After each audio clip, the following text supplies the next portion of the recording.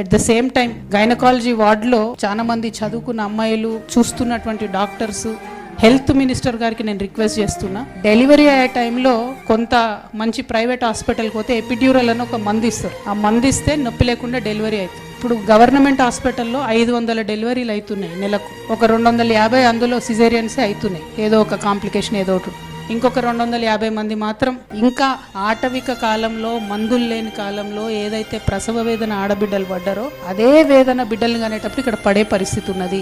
దయచేసి మనం ఒక పాలసీ చేంజ్ చేసుకుందాం. I'm requesting the government. Damodar Raj Narasimha గారు చాలా జెంటిల్మెన్, ఆయన నేను రిక్వెస్ట్ చేస్తున్నా through media, kindly let us introduce epidural. నేను నిజంగా క్షమాపణ కోరుతున్నా మా ఆడబిడ్డల్ని, మహిళల్ని. నేను బీఆర్ఎస్ గవర్నమెంట్ లో ఉన్న 10 ఏళ్లలో గవర్నమెంట్ హాస్పిటల్లో ఎపిడ్యూరల్ పెట్టాలన్న ఆలోచన నాకు రాకపోవడం నిజంగా 100% నా రాంగే. నేను నిజామాబాద్ హాస్పిటల్లో అటెండెంట్స్ కి ఫుడ్ పెట్టించే వాళ్ళం రోజు. ఖచ్చితంగా ప్రతి పర్యటనలో హాస్పిటల్కి వెళ్ళి చూసేదాన్ని, కానీ ఈ విషయం నేను స్కిప్ అయినా. ఖచ్చితంగా దయచేసి ఇది పెట్టుకోవాలి. ఆ ప్రసవ వేదన అది భరించలేని వేదన, పునర్జన్మలాగా ఉంటుంది, మరొక మరణం లాగా ఉంటుంది. కాబట్టి ఎట్ ఎనీ కాస్ట్ దయచేసి ఎపిడ్యూరల్ ఇంట్రడ్యూస్ చేసుకుందామని చెప్పి నేను దామోదర్ రాజ్ నరసింహ గారిని రిక్వెస్ట్ చేస్తా ఉన్న పత్రికా ముఖంగా. నేను వారికి పర్సనల్ గా కూడా లెటర్ రాసి కూడా రిక్వెస్ట్ చేస్తా. ఇది ఒక మంచి రెవల్యూషనరీ చేంజ్ అవుతుంది. చాలా మంది ఆడబిడ్డలకు ఆ నొప్పి అనేది లేకుండా పోతుంది.